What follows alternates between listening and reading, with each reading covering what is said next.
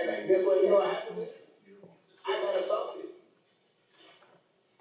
Something better on me. I did.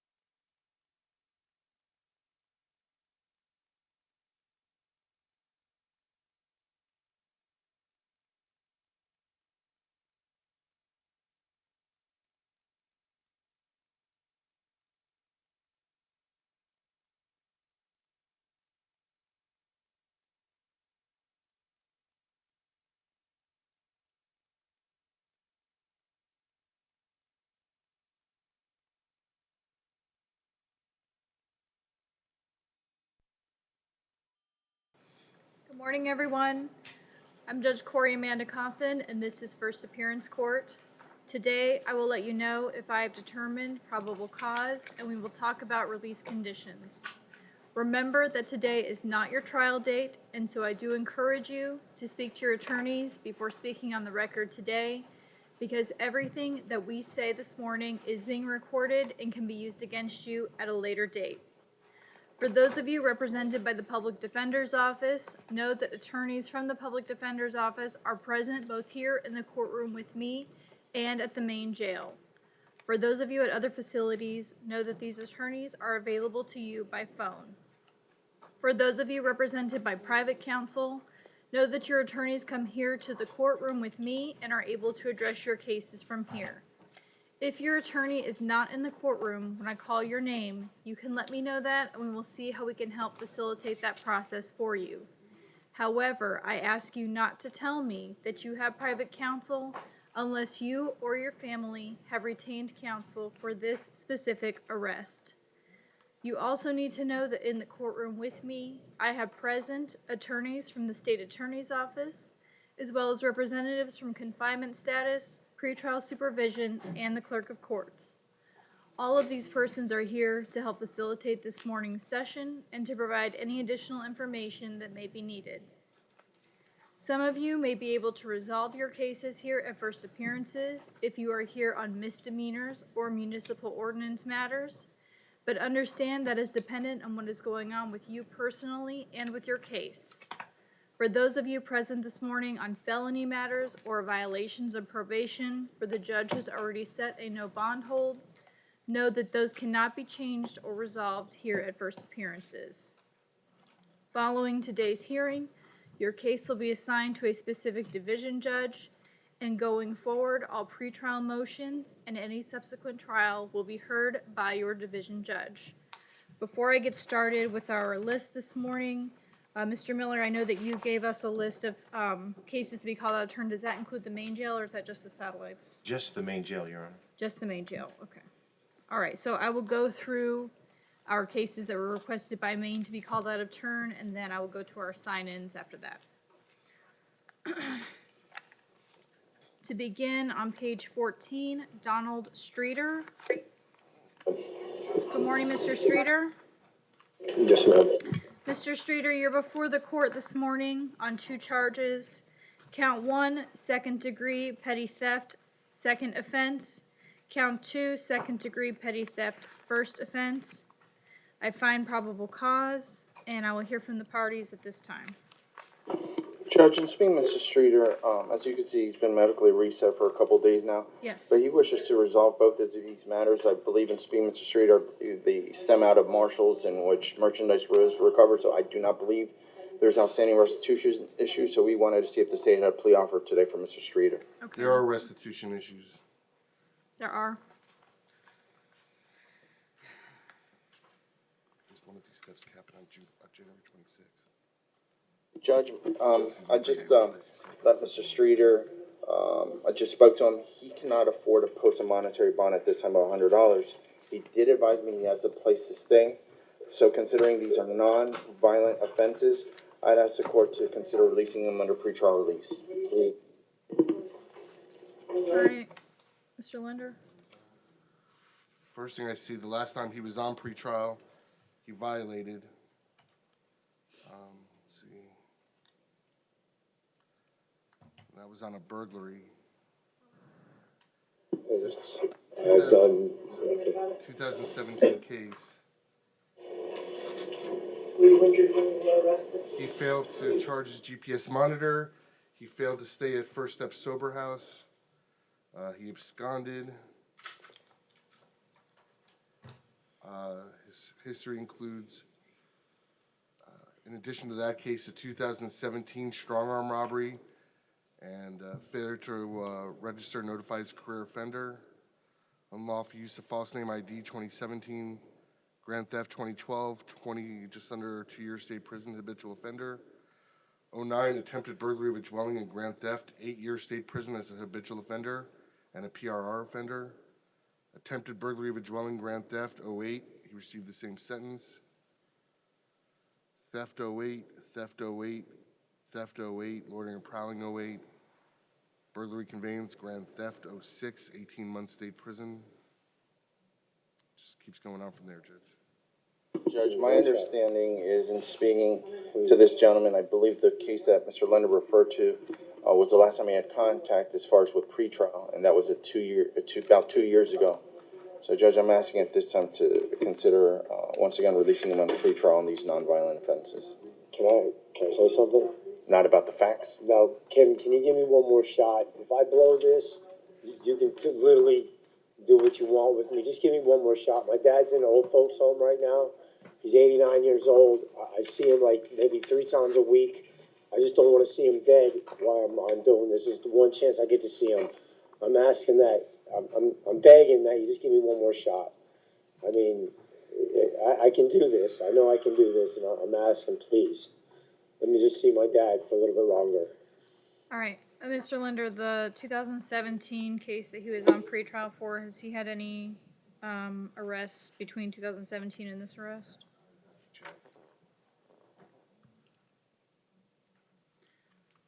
And while Mr. Linder is checking that, Mr. Romero, where is he going to be staying when he gets out? 4690 Northeast 16th Ave, All right. Pompano Beach, Florida, 33064, ma'am. Do you live there by yourself, Mr. Streeter? My sister comes and goes. All right. The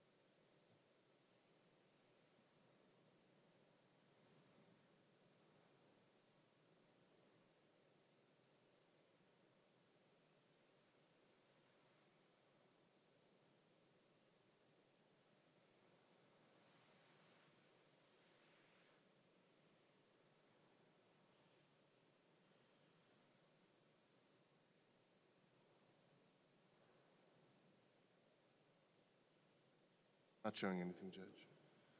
All right. While Mr. Streeter's history does give me some concern in light of the present allegations, since it has been 2 years and these are nonviolent offenses and he does have a permanent residence to reside at, I'm willing to give him a chance. Mr. Streeter, understand, if you don't comply with the requirements that pretrial puts on you, then a warrant can be issued for your arrest. Same goes if No you miss problem. any of your court dates, you understand? Yes, ma'am. All right, I'm going to ROR you on count 1. Mr. Romero is going to give you some information about pretrial. You'll have 24 hours to report to pretrial supervision. If you fail to report to pretrial supervision, as I've instructed you, a warrant will be issued for your arrest. Do you understand that? No problem. Yes, ma'am. All right, same thing goes. If any new arrests, miss any court dates, fail No. to report, same thing goes. You understand? Yes, ma'am. All right, good luck. Good. Follow Thank the you. map. There's going to be a Follow the no map. return order to the marshals that's involved in this case as well. You understand that, Hey, Mr. what Streeter? do I do? Yeah, no problem. All right.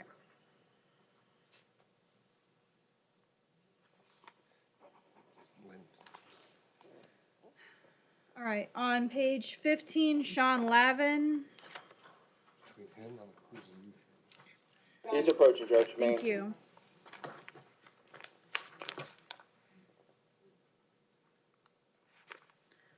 All right. Good morning, Mr. Lavin. Good morning. Mr. Lavin, you're before the court this morning on 3 charges. Count 1 is making a threat with serious bodily injury or harm to law enforcement. Count 2, criminal attempt to solicit or conspire on a first-degree felony. Count 3 is criminal mischief between $200 and $1,000. I find probable cause, and I'll hear from the parties at this time. Judge, and speaking Mr. Lavin, he wishes to contest these allegations. Okay. He's looking forward to having his day in court. He denies any of these allegations. Having said that, Judge, he's homeless, he's on disability, he's a veteran. Homeless. My understanding, no one can afford to pay a bond, so I'm asking you to take that into consideration, determining reasonable release conditions, and a photo order as well. I'll sign the photo order. All right, Mr. Linder.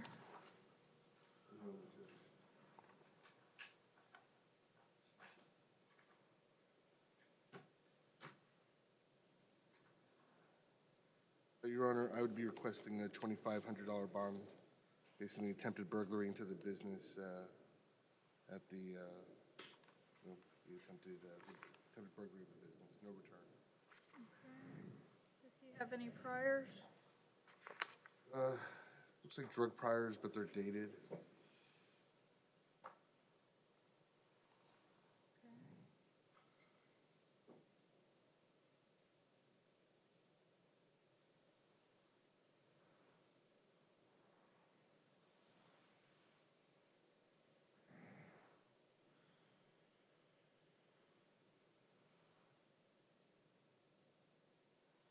Gonna set a $1,000 bond on count 2. There will be a no return order to the location where this allegedly occurred at. Mr. Lavin, do you understand the no return order? No, yes, I do. Okay, thank you. Good luck to you, sir. Next on page 18 is Joseph Reyes. Mr. Reyes, come on up, please. Judge, I do have an argument as to count 1. Okay. Good morning, Mr. Reyes. Mr. Reyes, you're before the court this morning on 3 charges. Count 1, possession or use of drug paraphernalia. Counts 2 and 3 are felony probation violations, which have no bond holds. And Mr. Miller, I'll hear your argument at this time. Judge, I just would argue that this is not paraphernalia because it was not tested and it was not found in conjunction with any illegal substance. Mr. Linder, your I think response? based on, for probable cause, I think based on the totality of the circumstances, the court can find this is drug paraphernalia.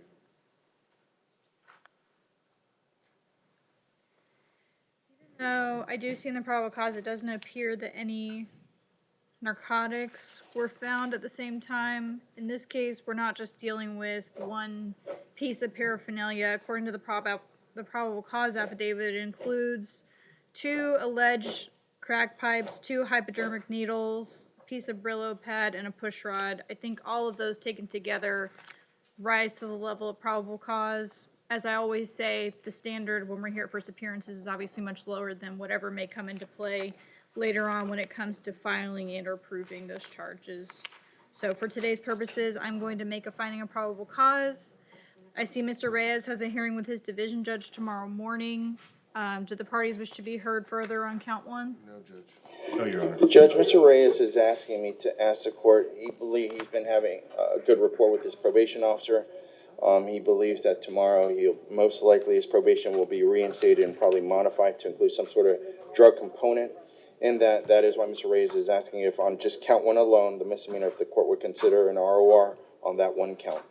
The probation officer who's having a good relationship is the one that decided to prepare the warrant for Judge Easter to sign. This arrest is not what triggered the VOP, is my understanding. The warrant was already It's both. out. Right, and that's why I said he has a good rapport with his probation officer. My understanding is Mr. Reyes feels that his probation officer is going to request the judge modify his probation to include some sort of drug offender probation. So then if that happens, he would be released on his VOP tomorrow. The only thing holding him would be this drug paraphernalia. He can't afford to post bond, so that's why he's asking on that 1 count alone if the court would consider an ROR. And I don't know if Mr. Romero realizes, one of the allegations is he didn't report to meet with his probation officer he's got a good rapport with when the probation officer asked him to, or directed him to. All right, based on what I'm seeing, I'm looking at the warrant right now that was signed by Judge Yuson. It looks like there are multiple failures to report. It's not just one incident. So I'm gonna leave the $100 bond in place. If his judge decides otherwise, he can address it tomorrow. All right, good luck. All right, next on page 23 will be Edward McLeod. Mr. McLeod, come on up, please. He's approaching, Judge. Thank you.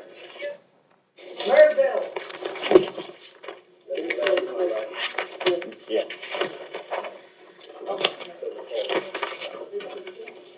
All right, good morning, Mr. McLeod. Good morning, y'all. Mr. McLeod, you're before the court this morning on 12 charges. Counts 1 and 2 are each a separate count for resisting an officer obstructing without violence. Counts 3 and 4 are both separate counts for grand theft between $750 and $5,000. Counts 5, 6, and 7 are each felony capiases which have no bond holds. Count 8, committing theft or resisting in recovery of property. Count 9, grand theft between $750 and $5,000. 10 is a felony capias with a no bond hold that is not for magistrate. And counts 11 and 12 are each a separate count for grand theft between $750 and $5,000. It would appear that he needs to be magistrated on 1 through 4, 8 and 9 and 11. Correct. All right, I find probable cause for these charges. And at this time, I will hear from the parties on those counts that Mr. Miller just mentioned. They each have standard bonds, but if the parties wish to be heard on anything beyond that, then I will hear those arguments. Judge, based on Mr. McLeod having no bond holds, he's gonna have to go in front of his division judge for relief. Nothing to add from the defense. Okay, anything further from the state? All right, then for now, I will leave those standard bonds in place, and he can address them with his division judge. Good luck, Mr. McLeod. All right, before I go to the sign-ins, is there anyone else that the jails need called out of turn?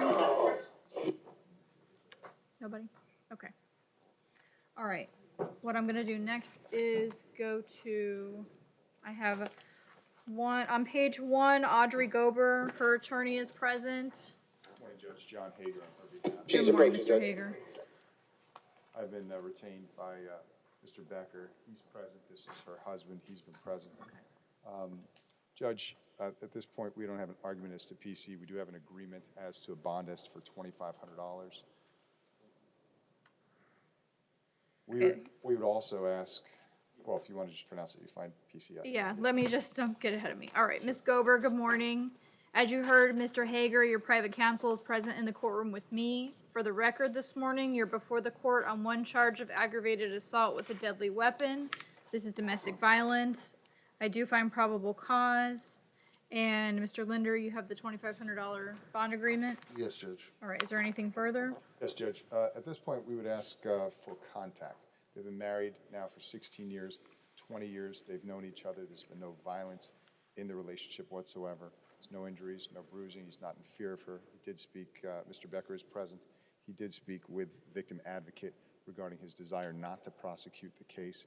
He understands that it's the decision of the state attorneys to make that decision if they're going to move forward or not. But he does want to maintain their marriage. They live together. And again, there's been no issues in the past. If you'd like to hear from him, he is present. I'll take your representations as an officer of the court, Mr. Hager. That's fine. The issue is this. In domestic violence situations, whatever the history between the parties, I almost always, with few exceptions, impose a no contact order. That is for the safety of both parties, because while I understand absolutely what I'm being told here this morning, it's my job to take into consideration what's in the probable cause affidavit as well. So based on those circumstances, for the safety of everyone involved, I impose a no contact order, if nothing else, for a cooling off period. And if the state attorney's office or the division judge later on decides to revisit that issue, then that's absolutely fine. But I just find that under normal circumstances, that's the best thing to do for everyone involved. Judge, if I may just be heard on that. Go ahead. I understand that Ms. Gober has to be on a trip that will be causing her to be away through Thursday night. Okay. And Mr. Becker will be away on Friday. So the cooling off period for that period of time, we have no problem. There'd be a cooling off period through Monday of some sort, because after they both get back from their trips, if the court would entertain them to allow to have contact resuming on Monday, impose They it. both have no contact. If they're both going to be gone, then the no contact order shouldn't be a problem for I them. understand, but to resume contact on Monday, to impose one just for that cooling off period until Monday, to allow them to resume once both are back in town. Mr. Linder, do you wish to be heard on this issue at all? Your Honor, I would just say, I would ask that the no contact order be kept in place. If we're talking about a week, then that, I think, gives enough time for counsel to file a motion before Judge Allspector. Since I know that you can file the motion and go before Judge Allspector to allow her to make the decision, that would be fine. But for now, for both of their sakes, I am going to impose the no contact order. Ms. Gober, the no contact order specifically applies to you, so I just need you to hear me when I tell you that until there is a further order from the division judge, the no contact order means that you are not to be in the same place at the same time as the alleged victim, and that order also includes no phone calls or text messages to him, and no third-party contact or social media contact. Do you understand that, ma'am?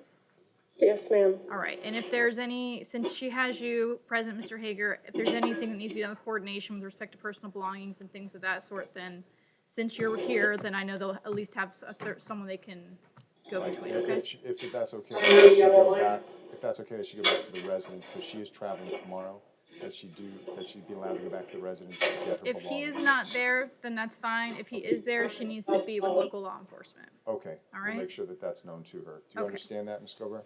That you can go back to the residence if he's not present? So Yes, you I will call, understand. you will contact me, and we'll get you my information, okay?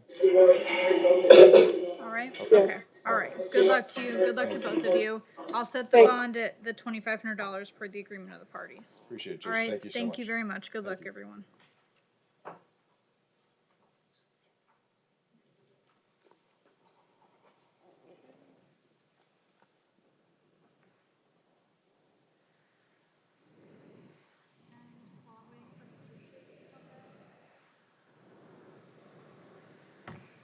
Before I address the others. All right, next will be Toshiba Brown. She's approaching, Judge, she's here at me. Thank Come on you. up, ma'am. All right, good morning, Ms. Brown.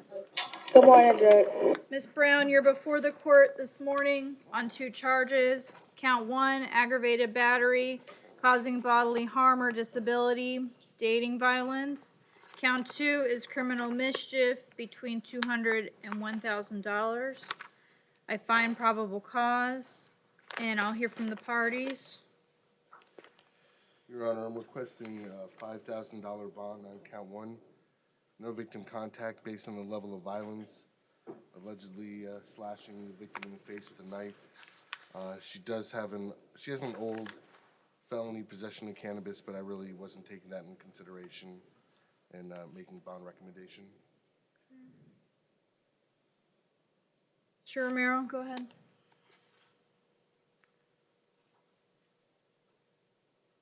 Judge, I just talked to Ms. Brown. I did advise her what the state was asking for as far as their bond recommendation. We're respectfully going to be asking, she does not believe we can afford quite that much. We're going to be requesting a $2,500 bond. Now, Ms. Brown, she's 39 years old, been living in our community for about 12 years now. She's on disability. She gets approximately $864 a month. She lives in Hollywood by herself, where she's been residing at for 4 months. She is on housing. I believe her housing allows her to pay $348. The only she lives separate and apart from the alleged victim. She will be abiding as far as no contact. The only person that's going to help her is her uncle. Her uncle's a custodian at a school, and she believes that with the bondsman, he can afford $2,500, and that's why we're asking for that amount, Judge. All right, I'm gonna set the bond at $3,000. There will be an order of no victim contact. Ms. Brown, so that you understand the no contact order, that means no being in the same place at the same time as the alleged victim. That order also includes no phone calls or text messages to this person, and no third-party contact or social media contact with him as well. Do you understand that? Yes, I do. All right, thank you very much. Good luck. And Judge, we're going to be requesting a photo order as well. That's fine, I'll sign that.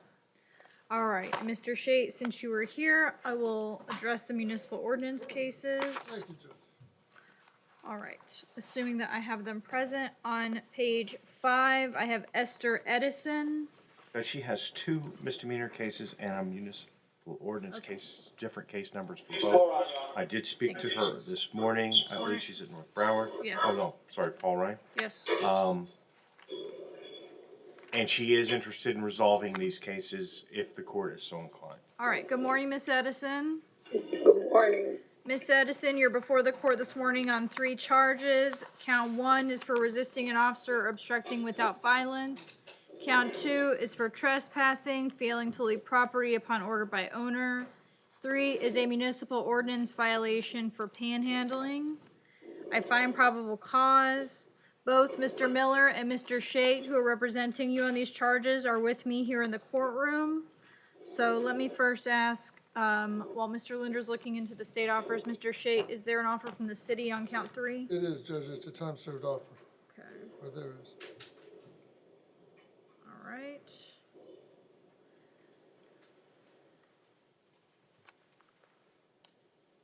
And is there an offer from the state on 1 and 2?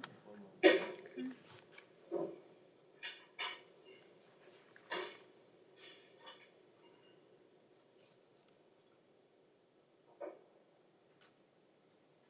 Be a time served.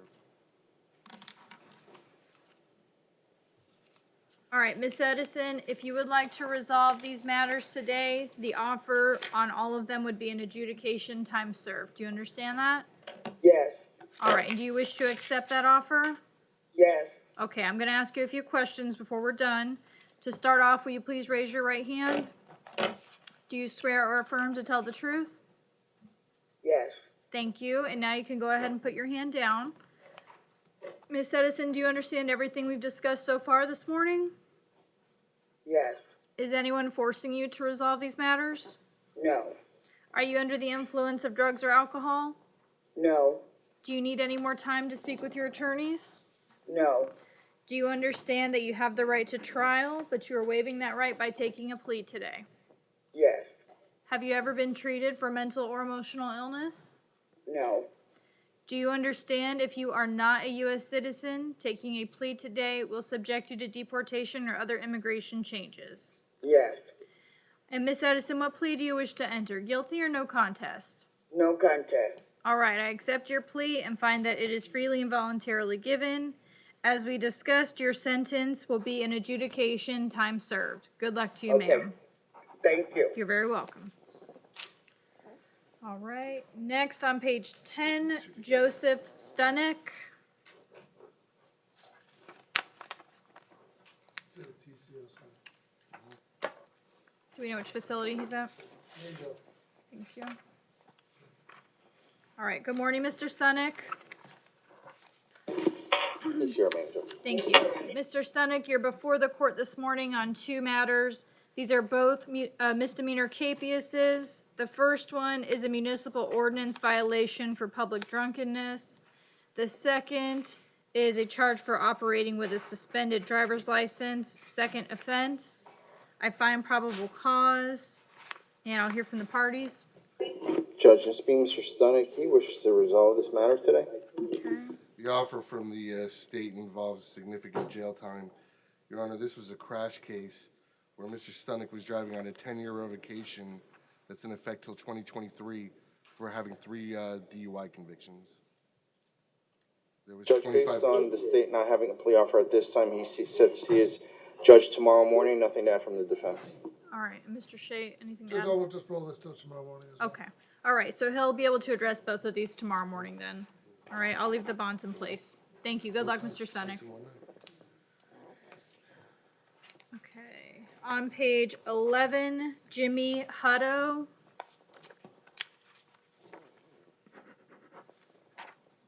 He's approaching, Judge. Thank you. Mr. Hutto? All right, good morning, Mr. Hutto. Morning. Mr. Hutto, you're before the court this morning on a misdemeanor capias. This is related to a municipal ordinance violation for public indecency or urinating in public. I find probable cause. Mr. Shea, who is your attorney for this morning, is with me here in the courtroom.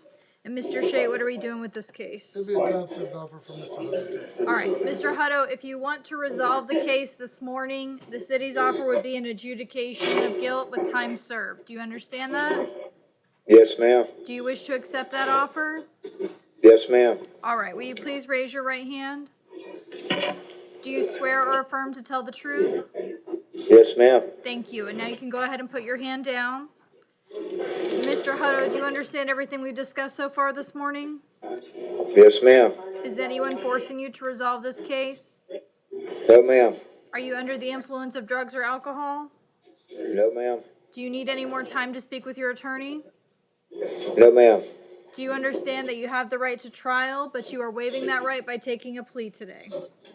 Yes, ma'am. Have you ever been treated for mental or emotional illness? No. Do you understand if you are not a U.S. citizen, taking a plea today will subject you to deportation or other immigration changes? Yes, ma'am. And Mr. Hutto, what plea do you wish to enter, guilty or no contest? No contest. All right, I accept your plea and find that it is freely and voluntarily given. Your sentence is an adjudication with time served. Good luck to you, sir. Thank you, ma'am. You're welcome. All right, next on page 11, Michael Finn. North Broward Medical Reset. All right, thank you very much. And on page 17, Cornelis Robertson. Is he at Maine? Then for the MO case, we just asked that it goes to the division. He goes to his court on the Wednesday. All right. Mr. Robertson is here at Main, Judge? Okay. All right. Good morning, Mr. Robertson. Good morning. Mr. Robertson, you're before the court this morning on 6 charges. Count 1 is burglary of a dwelling, structure, or conveyance armed. Count 2, possession of burglary tools with intent to use. Count 3 is a traffic capias related to a charge for operating without a valid license. Counts 4, 5, and 6 are each misdemeanor capiases, and those are related to charges for resisting or obstructing without violence, operating without a valid license, and possession of a controlled substance. And Judge, I have a probable cause argument as to counts 1 and 2. Go ahead. The armed burglary,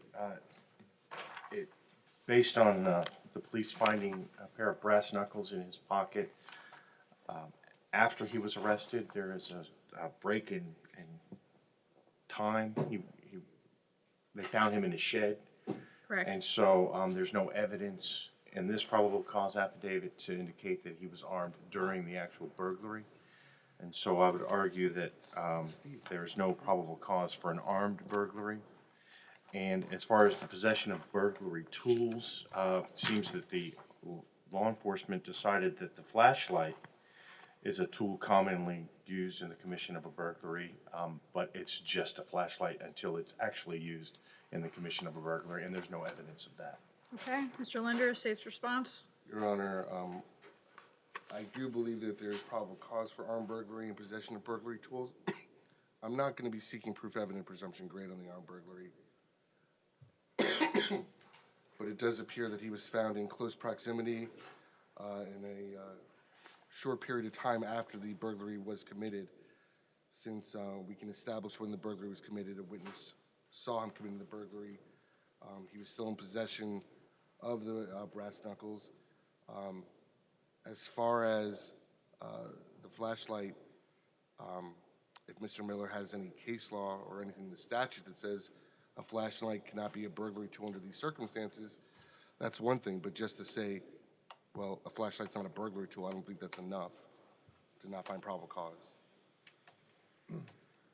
All right. I do believe that we have enough to establish probable cause. However, I'm going to, of course, take these things into consideration in discussing bond in a few moments. So I am going to make a finding of probable cause, and I'll hear from the parties on counts 1 and 2. One moment, Judge.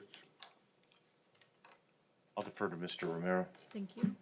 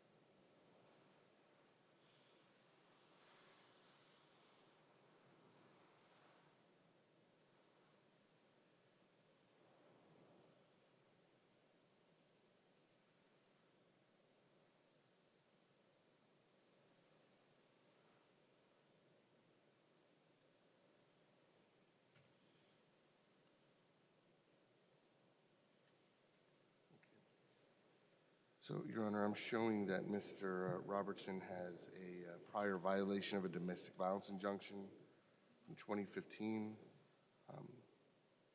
Obviously, the open misdemeanor that that he has a capias on. I'd be requesting a $5,000 bond on count 1, no victim contact, no return, Your Honor. Right, Mr. Romero?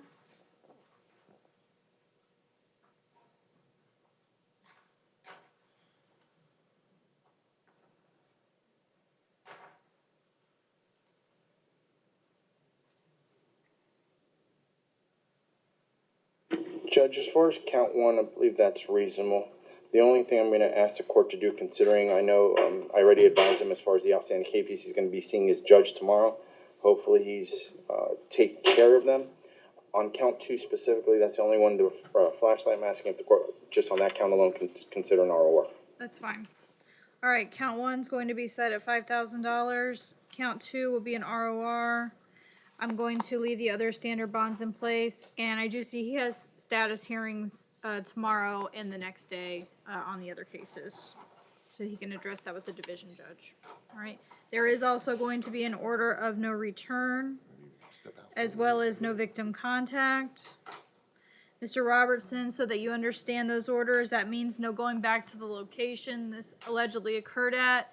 And with regard to the no victim contact order, whether you know the alleged victim or not, that means no being in the same place at the same time as that person, no phone calls or text messages to that person, no third-party contact or social media contact with that person. Do you understand that, sir?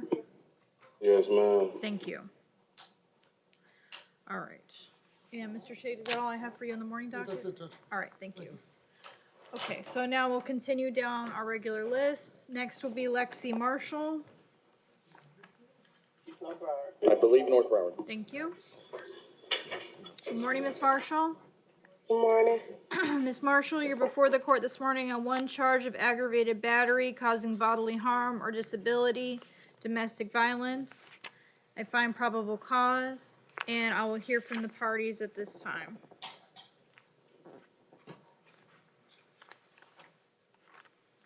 Yeah, I guess. Your Honor, I'd be requesting a $5,000 bond, no victim contact. Ms. Marshall has an arrest in 2017 for aggravated assault that was dropped. She also has a warrant right now out of the state of Georgia for a violation of probation. The extraditing, or is that in state No, only? it's in-state pickup only. All right. Mr. Miller? So Judge, Ms. Marshall is advising that she has been living in South Florida for about 22 years. She's been at the same address for about a year. She works at Lime Mexican Grill and Checkers. She has 2 children. One is 8 months old. One is 2 years old. They are currently with the father. She does have her own apartment that is separate and apart from the alleged victim. And she's advising that her rent is due tomorrow. And she's in danger of being evicted. She's unable to bond. I don't think she can afford a $5,000 bond. I'd ask the court to set it at $1,000. All right, based on the level of violence that's alleged within the probable cause affidavit, I'm going to set the bond at $3,000. There will be an order of no victim contact. Ms. Marshall, so that you understand the no contact order, that means no being in the same place at the same time as the alleged victim. That also means no phone calls or text messages to this person, and no third-party contact or social media contact with that person. Do you understand that? Yes, Thank you. Good luck to you, ma'am. thank you. Stephanie Brown?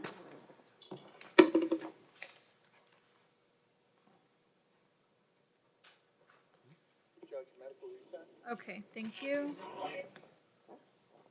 Allison Williams? North Broward? She's a medical research, Your Honor. Thank you. Rust Bell Garciga? Bonded? Thank you. Danielle DePiero? She's approaching Judge here in Maine. Thank you. All right, good morning, Miss DePiero. Good morning. Her bond was posted? Her bond is posted. Thank you, All Judge. right, thank you. Andrea Nass. No problem. Okay, good morning, Ms. Nass. Good morning, Your Honor. Ms. Nass, you're before the court this morning on 3 charges. Count 1, aggravated assault with a deadly weapon without intent to kill. Count 2, burglary with assault or battery. Count 3, grand theft of a firearm. Yes, come on up. Thank you. The state is gonna be seeking a finding of proof evident or presumption great on the bird bat. I would notice there was, an additional witness, other than just the victim in this case, observing Ms. Nass in the, apartment. As you can see, I provided the court with, an arrest warrant affidavit from December of last year, where she was charged with, and it's still pending, a trespass on a municipal ordinance, the same location. I would also note in that case, it was the second time that law enforcement had to go to the residence on a complaint against Ms. Nass. Just like in this instance, this was the second complaint in one evening against Ms. Nass, creating issues at this, residence. The reason I bring this up, Your Honor, is twofold. One, for legal argument that she had no right to be in this residence, and two, I'm seeking the no bond, Your Honor, because I don't know if there is a stability issue with Ms. Nass, but she's displaying that she absolutely refuses to not only stay away from this victim's residence, but now we're getting an escalating pattern of severity. She wasn't charged with it, but from my reading of this, there are legal allegations that would also support a charge of armed burglary, considering that the firearm was left on his dresser, and it would appear, since she was seen outside the residence with the firearm, that naturally she would have armed herself inside the residence before exiting through the window. Your Honor, I'm very concerned for the victim's safety, and I don't know that there are any conditions at this point, based on what we know, that could ensure the safety of the victim. Mr. Miller. Judge, I would just simply object to the court finding proof evident presumption great based on this probable cause affidavit, which, besides being hearsay, is also very poorly written. It's difficult to see what's happening here. Mr. Linder seems to think that she was seen outside the residence with the firearm. My reading was she was seen from the outside of the residence with the firearm. And so, just based on that conflict alone, I would hesitate to find proof evident presumption great, or I would urge the court not to do so at this time. That's it. Just note, while I would say, based on the description, this is not a normal situation, but I do believe that the officer does describe what is occurring from what he was told in a way that it can be understood. Also, Your Honor, the reason I interpret that she left the residence is because it does state that the victim yelled, "You're pointing a gun at me," at which point in time Nass tossed the firearm back through the window, and Joseph secured the firearm. It would seem to indicate at that point that his brother was inside the residence, and just by normal interpretation, throwing something back through means that you left through the window. All right, at this time, for the record, I make a probable cause finding for all 3 charges. At this time, the court is going to make a preliminary finding of proof evident presumption great, in order that Ms. Nass be held with no bond on count 2. That will be without prejudice for her to have the appropriate Arthur hearing before her division judge to further address that issue. And Judge, I would move for reconsideration and ask the court to exercise its discretion and grant a bond. She is a lifetime resident of South Florida. She's been living at her current address for a year. She has 2 jobs. She works at Royal Pig and Twin Peaks. She does have a place to stay that is separate and apart from the alleged victim. She's advising that her parents are, in addition to posting the bond, are going to be hiring private counsel to help her going forward. We would not object to any release conditions that the court would find appropriate, including a mental health examination. But we're asking the court to exercise its discretion. Under normal circumstances, I may consider that. However, in this case, it seems that we do have an issue that is escalating between the parties. Since she's been previously trespassed from this residence, she has been arrested for violating that trespass warning in the past, and now we have the circumstances and allegations that are before us today. I am concerned both for the safety of the alleged victim as well as Miss Nass, depending on what underlying conditions may be going on with her. If she is going to be hiring private counsel, that is, of course, something that can be addressed, whether it's through the public defender's office or through private counsel. So I'm going to leave that for the division judge to address at that time. Perhaps more information will come to light that will help with that situation. At this time, I'll need to hear the parties' recommendations as to bond on count one. Your Honor, I would be requesting a $7,500 bond, no victim contact, no return.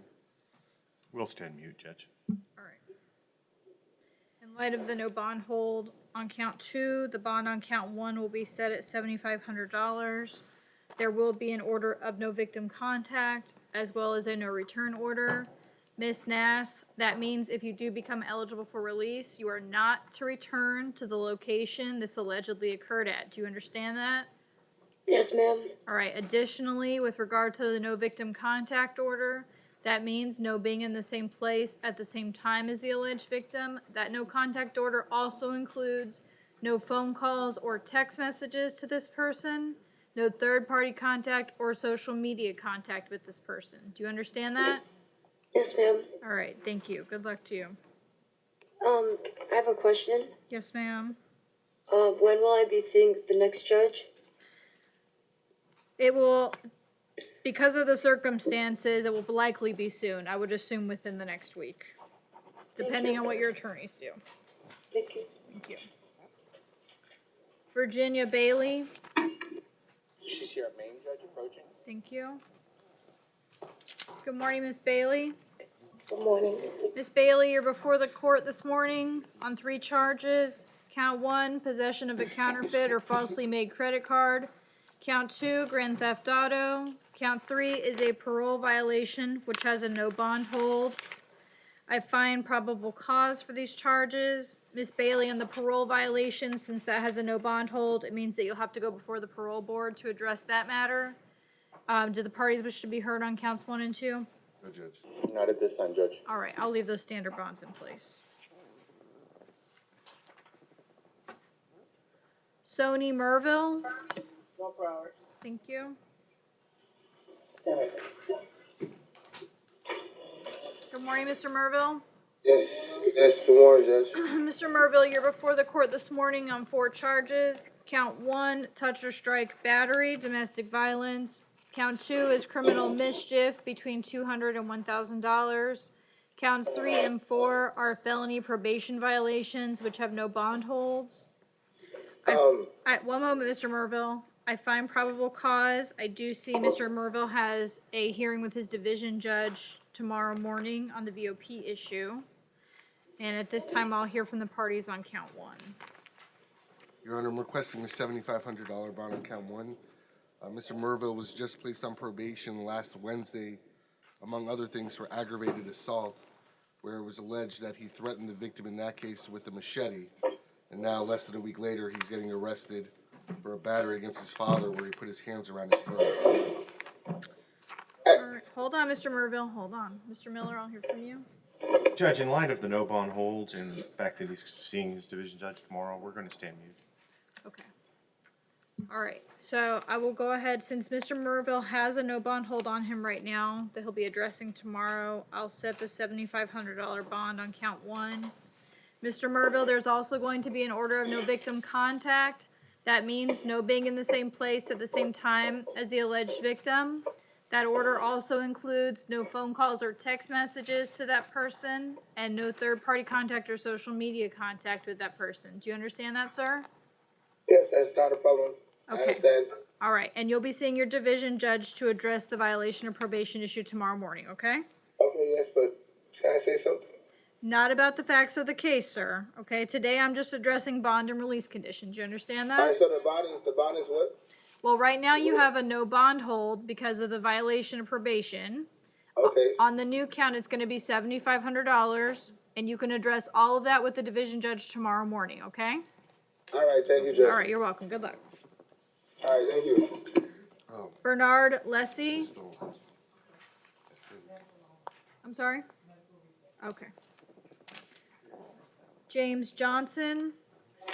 Judge, he's here at Maine. He declined the service as public defender. He does realize he has a VOP and a KPS. He's gonna hire George Reyes, so he's gonna have him appear at that court hearing tomorrow. Okay, all right. So, Mr. Johnson, just for the record, do you understand that you are entitled to have an attorney represent you for this hearing this morning? Yes, ma'am. And are you declining the services of the public defender at this time? Yes, ma'am. Okay, for the record, Mr. Johnson, you're here on 2 charges. One is the misdemeanor violation of probation with the no bond hold that we discussed. And the second count is a traffic capias related to a charge for driving with a suspended driver's license. I do find probable cause. And Mr. Johnson, as Mr. Romero said, you do have a hearing with your division judge tomorrow morning, all right? Yes, ma'am. Good luck to you, sir. Look, sir. Mitchell Arnold. North Broward? He's a medical reset. Okay, all right. Thank you, Deputy. Jose Garcia. Mr. Garcia, come on up, please. He's approaching Judge Maine. Thank you. Good morning, Mr. Garcia. Good morning, Judge. Mr. Garcia, you're before the court this morning on 1 charge of trespassing on an occupied structure or conveyance. I find probable cause, and I'll hear from the parties. Judge, Mr. Garcia wishes to resolve this. We want to see if the state had a plea offer for him today. One moment. Okay.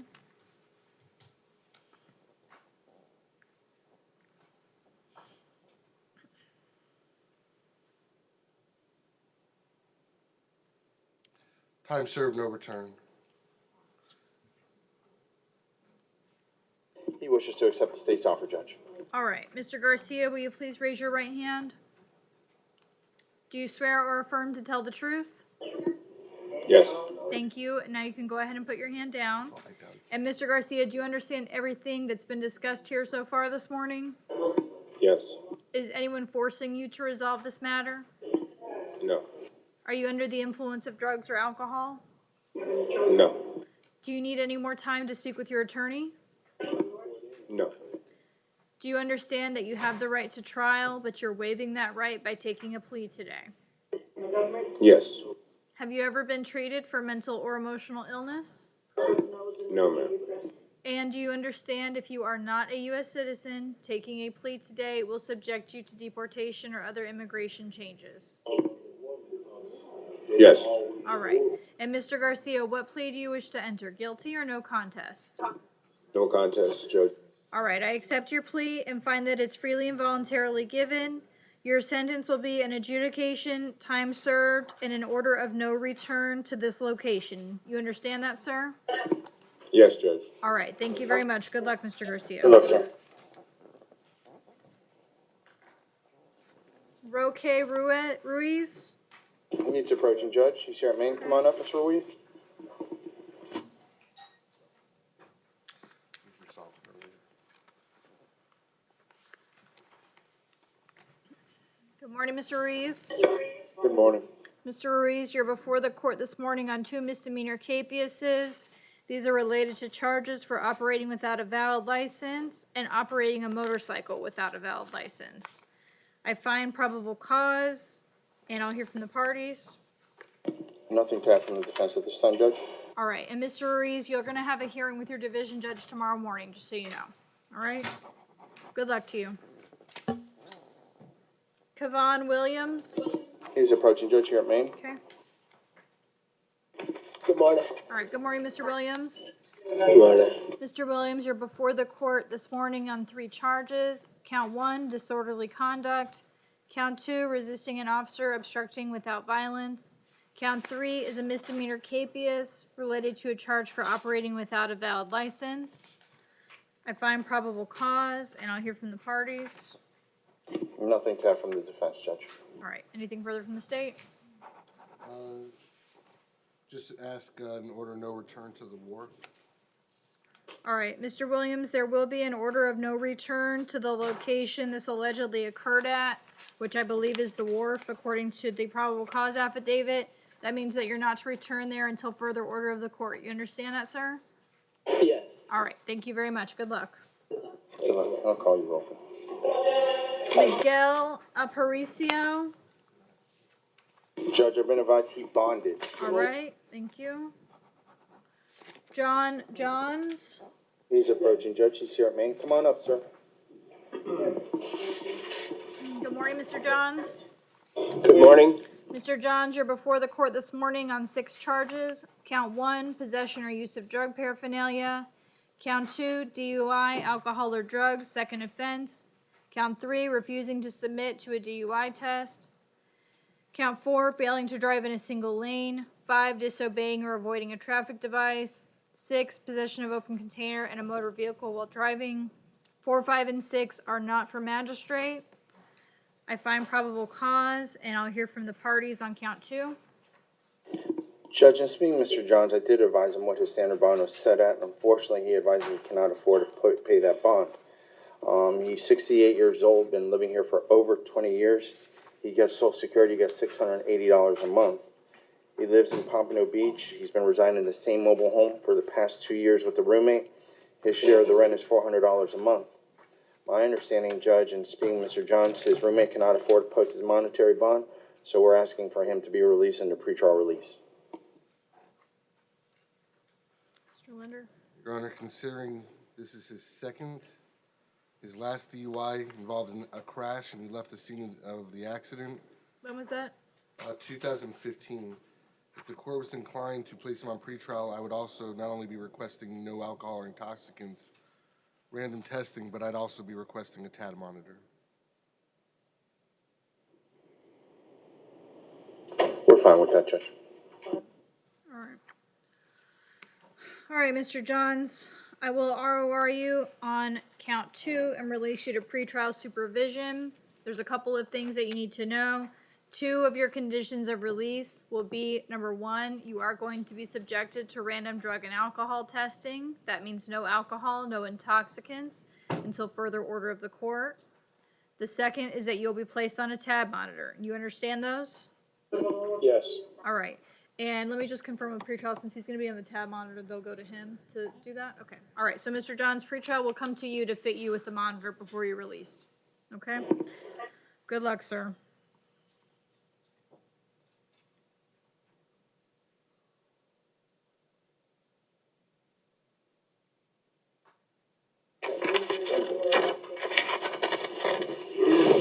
Next will be Brandon Williams. He's approaching, Judge. Good morning, Mr. Williams. Good morning. Mr. Williams, you're before the court this morning on 2 charges. Count 1, disorderly conduct. 2 is a civil writ of arrest that is not for magistrate and has a $300 purge amount. I find probable cause, and I'll hear from the parties. Judge, Mr. Williams wishes to resolve count 1. Is there an offer from the state?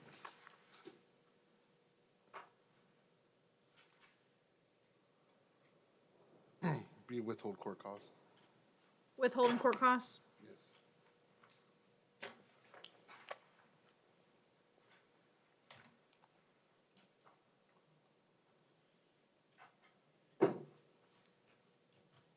Judge, Mr. Williams wishes to accept the state's offer. All right. Mr. Williams, will you please raise your right hand? Do you swear or affirm to tell the truth? Yes. Thank you. And now you can put your hand down. And Mr. Williams, do you understand everything that's been discussed here today? Yes, ma'am. Is anyone forcing you to resolve this case? No, ma'am. Are you under the influence of drugs or alcohol? No, ma'am. Do you need any more time to speak with your attorney? No, ma'am. Do you understand that you have the right to trial, but you're waiving that right by taking a plea today? Yes. Have you ever been treated for mental or emotional illness? No, ma'am. And do you understand if you are not a U.S. citizen, taking a plea today will subject you to deportation or other immigration changes? Yes. And Mr. Williams, what plea do you wish to enter, guilty or no contest? No contest. All right, I accept your plea and find that it's freely and voluntarily given. Your sentence will be a withhold of adjudication plus court costs. Good luck to you, sir.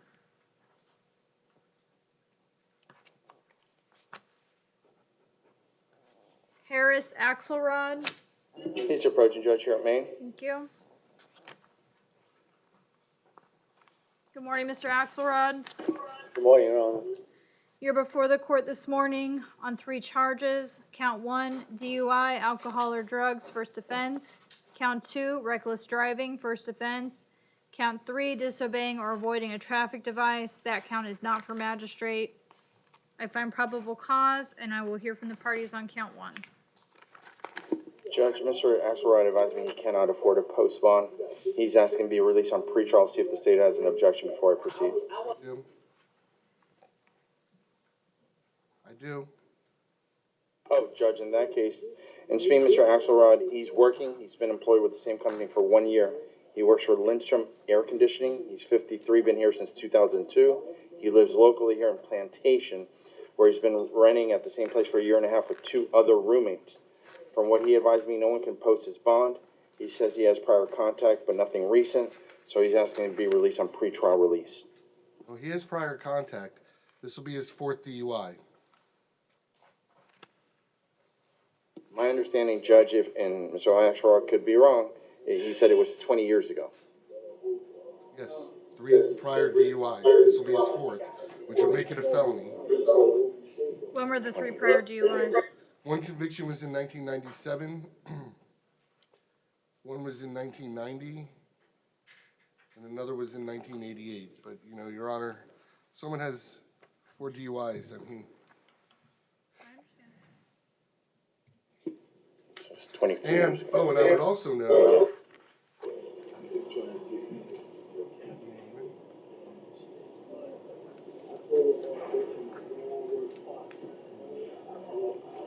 so, in a way, he's already gotten a bond reduction. If this was properly put on his Florida driving record and the officer noticed it, it would have been a no bond hold for magistrate. Considering what the state said, if the court also wanted to impose a TAD monitor, we wouldn't object to that.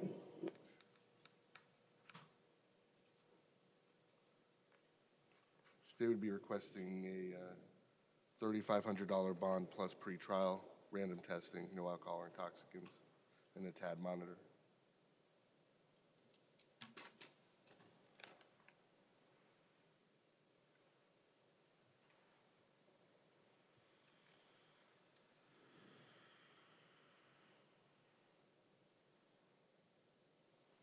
This time I'm going to leave the standard bond in place.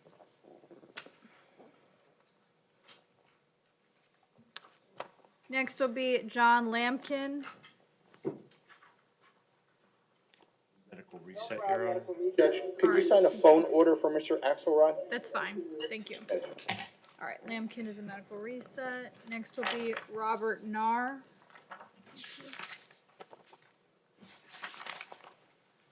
Maine.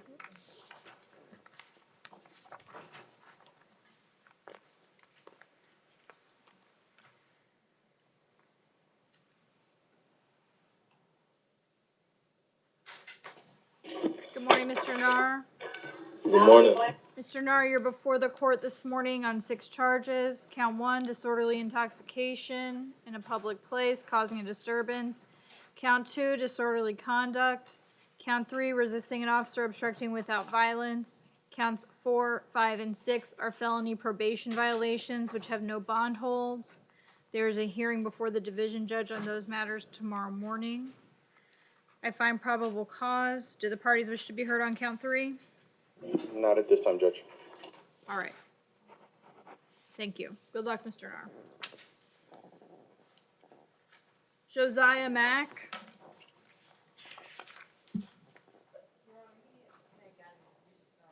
Mr. Mack is approaching, Judge. There's an ad charge? Okay. Thank you. All right, just give me one moment. I was just there's an ad charge on him. I was just handed the paperwork. Give me Oh, one there moment. is.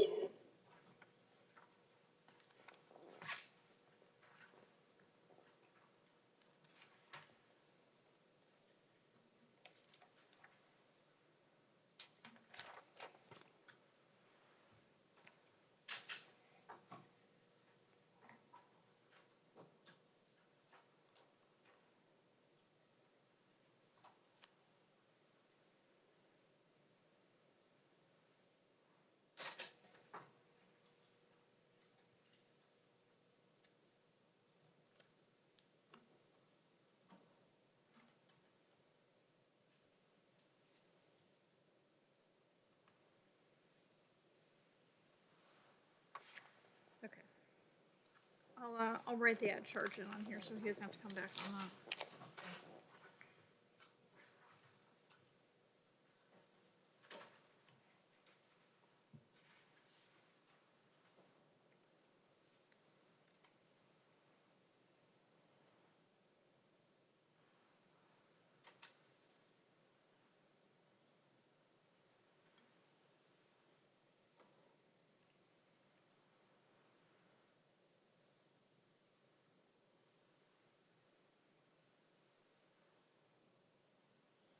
All right, Mr. Mack, you're before the court this morning on 3 charges.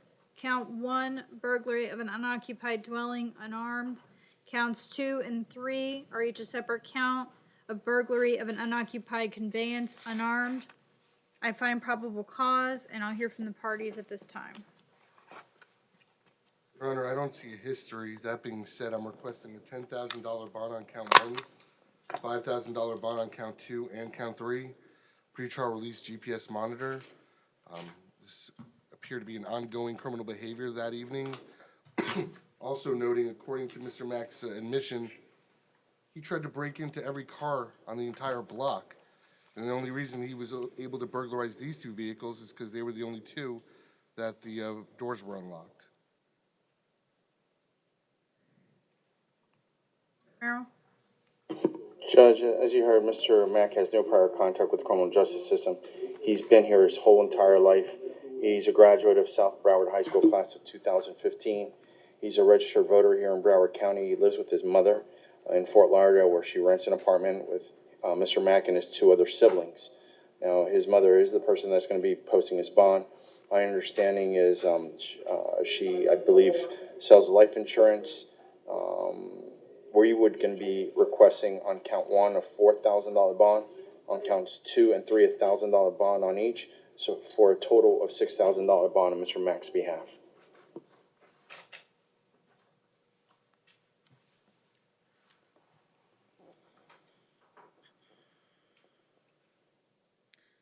All right. The bond on count 1 will be set at $4,000. The bonds on counts 2 and 3 will each be set at $1,500. Additionally, if Mr. Mack posts his monetary bond, he'll be placed on pretrial supervision with a level 2 GPS monitor. There will also be an order of no return and no victim contact.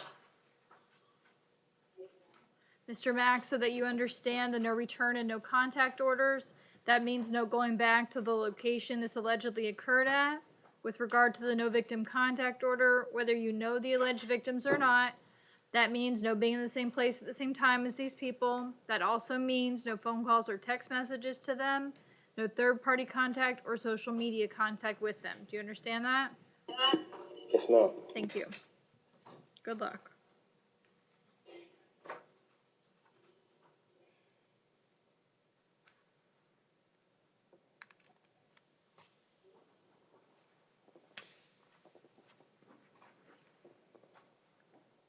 Anthony Malone? Mark Brown, Mark Brown. mentally set. Head reset, Judge. Okay, thank you. Alan Clear? Bonded. Okay. Brandon Bass? Mark Mark Broward. Brown, Good morning, Mr. Bass. Good morning. Mr. Bass, you're before the court this morning on 1 charge of grand theft between $750 and $5,000. I find probable cause, and I'll hear from the parties at this time.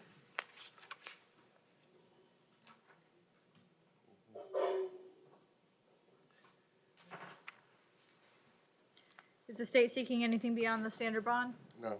Judge, Mr. we're Moore? seeking pretrial release for Mr. Bass. He's been living here for about a year and a half. He works construction, actually came to South Florida for a job. He's been at his current address for 7 months. He does support his wife and 2 children who are 1 and 2 years old. He cannot bond at this moment. He doesn't get paid until Friday. Your Honor, it would appear to me, looking at Mr. Bass's history and the amount of time he's been in South Florida, that he is transient. He has warrants out of the state of Texas, priors out of Texas, Mississippi, and Virginia.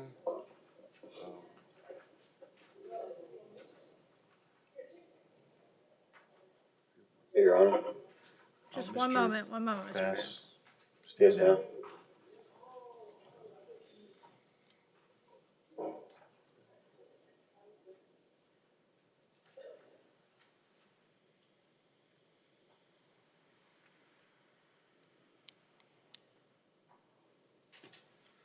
Theft, warrants out of Virginia too. Yeah, he's got warrants, a warrant out of Virginia as well. Theft out of Texas, DUI out of Virginia. Judge, I'd like a moment to consult with my client. Let me just ask you something. I don't want you to tell me anything about your conversations with him, but I'm noticing in the probable cause affidavit, the allegation is that the theft occurred from a residence. I just want to make sure it's not the residence he's been residing at. So if you want a moment to talk to him, that's fine. Mr. Bass, Mr. Miller, your attorney's going to call you on the phone there at the jail so he can speak to you privately for a moment, and then I'll bring you back to the podium. Yes, ma'am. Okay. Is the next case for Corey Outler, is he at Maine? For work, construction. All right, I'll go ahead and go to Mr. Outler's case then. We'll come back to Mr. Bass.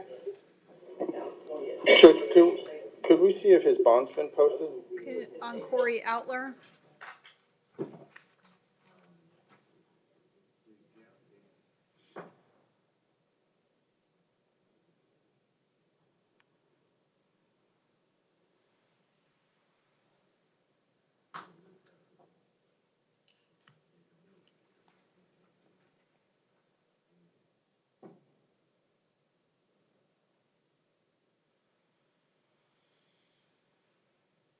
Not showing as posted? Oh, it's slow, okay.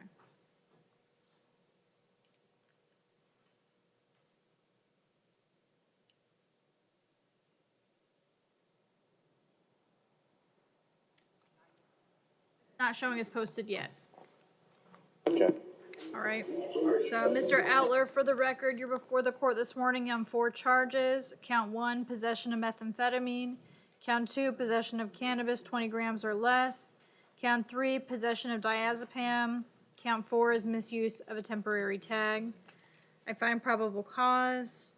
Mr. Romero, is there anything you want to add? No, Judge, I'm gonna be contacting his friend just to make sure everything went well. All right. Anything further from the state? All right, I'll leave the standard bonds in place. Thank you. Good luck, Mr. Outler. Judge, I'm ready to return for Mr. Bass when the court is ready. Okay, let's go back to North Broward. All right, so Mr. Miller, go ahead. So there's been a clarification. The wife is back in Mississippi. He's got the 2 kids himself. Right now, a friend is watching them. The residence in the probable cause affidavit has nothing to do with his work, has nothing to do with where he lives. And so a stay-away order would not be a problem for him. So we're simply asking the court to release him to standard supervision pretrial while he's sorting this out. I don't know how there can be any confidence about his future appearance in court. 2 other states have had to issue warrants. States he's not appear, because he didn't come to court. He has no ties to South Florida. These are misdemeanors, What is- and Judge, how long do you have to live here before you have ties here? I mean, he's been here for a That year and a wasn't half done already. yet. I've been here for 2 years. Your Honor, Been here these for are 2 not years. Mr. misdemeanors. Bass, It's one not a moment, misdemeanor. please.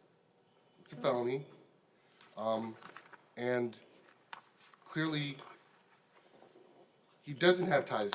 Whether he's been here 7 months or Mr. Miller just advised you, his wife isn't even here with him. There's nothing keeping him here. Except for his 2 children who are in custody of someone who's not All related right, to them. I don't need the arguing back and forth.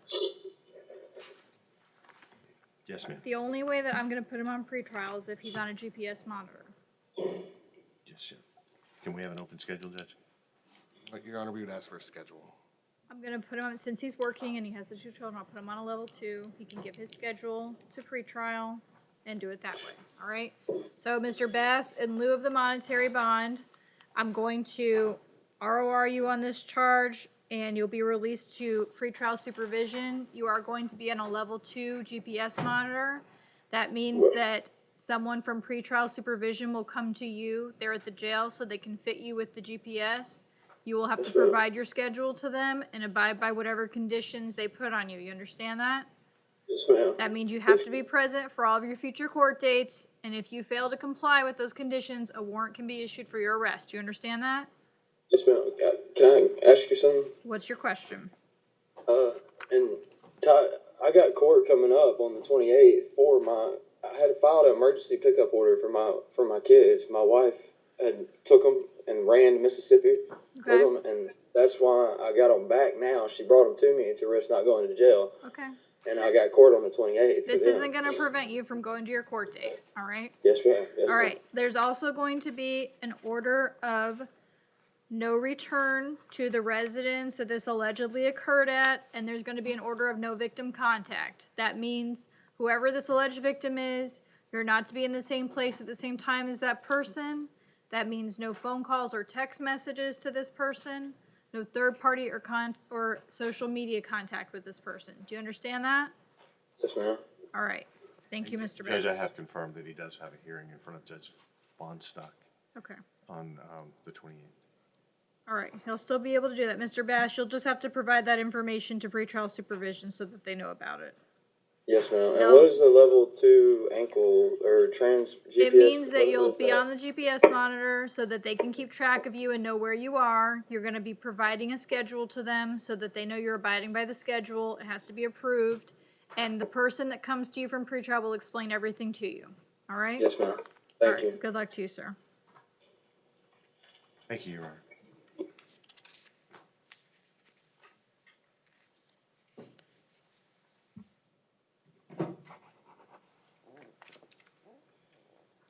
Radcliffe Barnett. Medical reset, Your Honor. Thank you. Christopher Rowry. And Your Honor. He's approaching, Judge. Thank you. Good morning, Mr. Rowry. Good morning. You're before the court this morning on one charge of driving while license suspended, third or subsequent offense. I find probable cause, and I'll hear from the parties. Judge, we're gonna be requesting pre-trial release. I'll see if the state has an objection before I proceed. That's fine. All right. So, Mr. Rowry, I'm going to ROR you on this count and release you to standard pretrial supervision. You're going to get some information there from Mr. Romero about pretrial supervision. You must report to them within 24 hours. If you fail to report as I've instructed you, a warrant will be issued for your arrest. Do you understand that? I understand that. Okay. All right. Thank you very much. Good luck. Field McConnell. Mr. McConnell, come on up. Judge, he's approaching. I asked him once, my colleague asked him. He's declining the service of public defender. He's gonna be representing himself. Okay. Good morning, Mr. McConnell. Good morning, Judge. How are you? I am well, thank you. And Mr. McConnell, for the record, do you understand that you are entitled to have an attorney represent you for this hearing this morning? Yes, I am. And are you declining the services of the public defender at this time? Yes, I am, and I'd like to explain why, please. Well, No. that's all right. Yes, I am. That's all right. Yeah, I just need to know you understand. That's okay. All right, so Mr. McConnell, for the record, you're before the court this morning on one charge of aggravated stalking after an injunction for protection has been issued. I find probable cause for this charge, and I will hear the state's recommendation at this time. Your Honor, reading this affidavit, I have an extreme concern for the safety of the victim in this case. I pulled her petition for injunction that was granted for a permanent injunction. And in her petition, she actually includes images of a lot of the, what's mentioned in the affidavit, just corroborating the allegations of the threats that Mr. McConnell has made, the encouragement he's made to others to harm the victim in this case. I'm requesting and I see no history. That being said, I'm requesting a $100,000 bond. I believe that is necessary to ensure this person's safety. I recognize he does not reside in this state. and was extradited here. That being said, I am going to also be requesting pretrial release of the GPS monitor, because my concern is if he's simply allowed to leave without monitoring his whereabouts, that also puts the victim at risk in this matter. I'm going to be ordering no victim contact, no possession of any firearms, weapons, or ammunition, and no possession of any devices with internet access.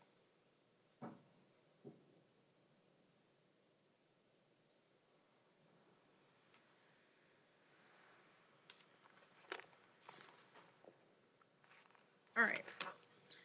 Mr. McConnell, you understand this is just the first appearance hearing this morning, so I'm not addressing anything about the underlying facts of the case. I'm only addressing bond and release conditions. Do you understand that?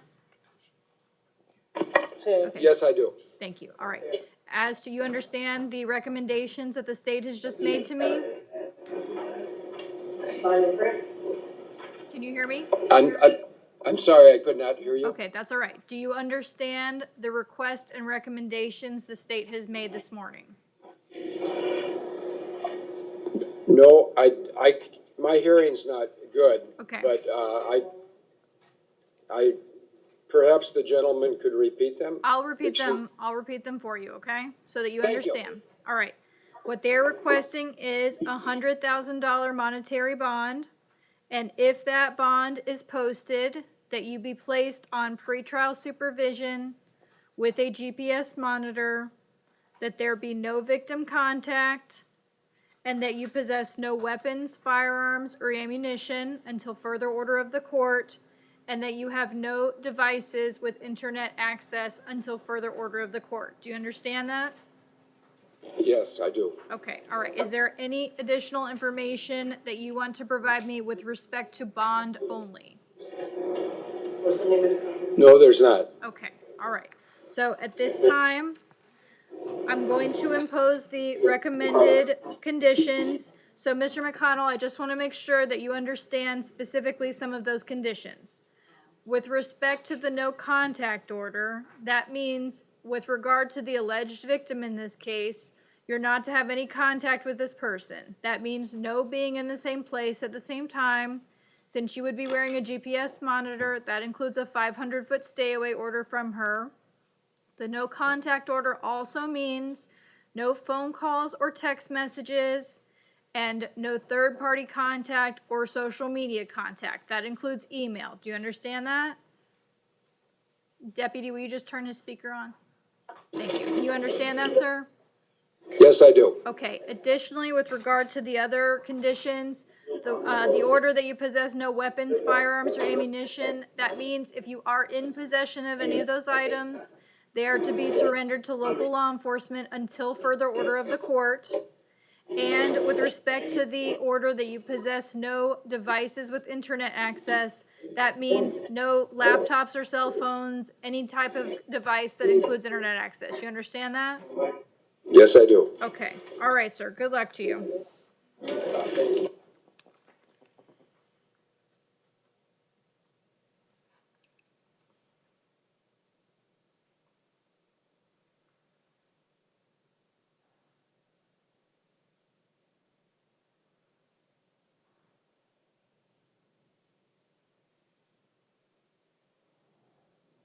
Two.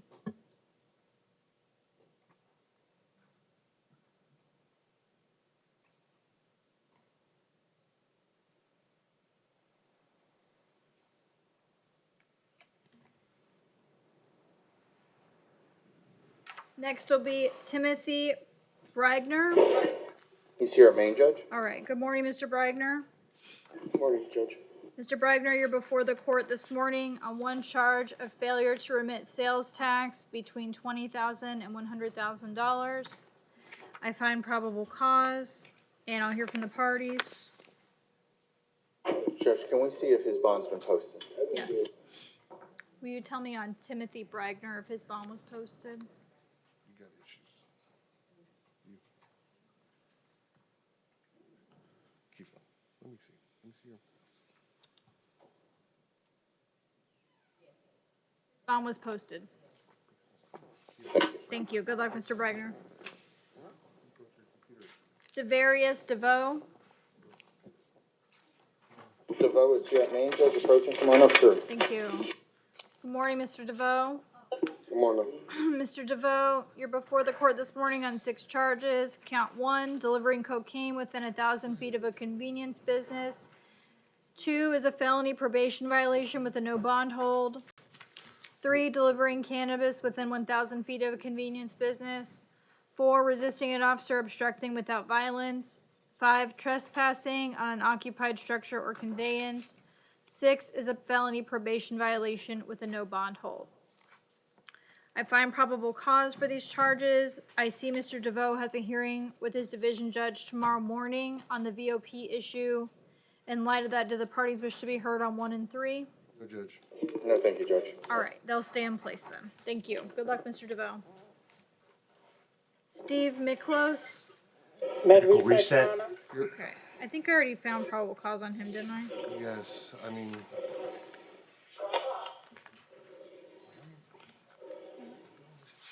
Well, I found probable cause on 1, 2, and 3. He was then add charged on the other counts. Yep. So, to be clear, I am going to make a probable cause finding in absentia for all 6 of these charges.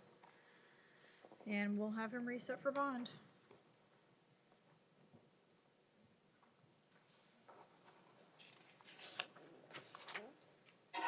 Pablo Gomez. Medical reset. Okay, and I think I found probable cause on his already as well. Let me just make sure. Yes, I did. Okay. Taylor Wesson. Medical reset. Okay.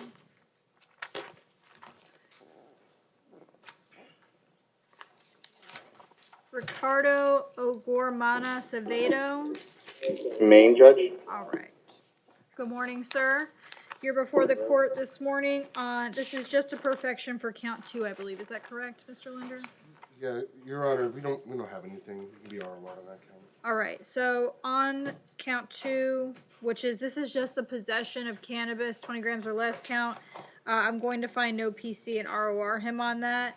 The findings that were made as to the other counts over the weekend by Judge Bowman will remain however he set them. All right, Yes, Judge. thank you. All right, that brings us to the end of our morning docket, so I'll see everyone back here at 1 o'clock for the PM docket. Thank you. Thank you, Judge. Enjoy your lunch.